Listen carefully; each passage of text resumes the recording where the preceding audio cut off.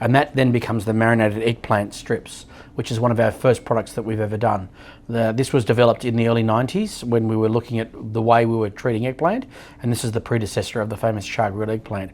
So this product here is essentially diced or cut into strips, what we call julienne strips, and then put under salt. Then over a period of about 4 or 5 months, it is then brought out of salt and desalinated, so we remove the salt, and then we replace the salt with the oil and the spices and the vinegars, and then we allow the product to actually become fully shelf stable using pasteurization. And that famous marinated eggplant is very much the same technique which was used back in Italy hundreds and hundreds of years ago, when once again this product was usually in September.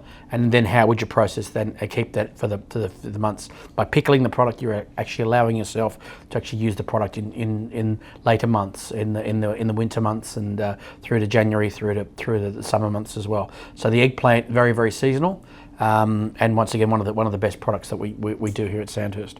So the grilled eggplant strips is a very important product in the Sandhurst family. The wastage on this is more than half. We'll lose more than half of this through peeling, through the peeling process, and obviously the ends we can't use. So you will get 100% yield on your eggplant.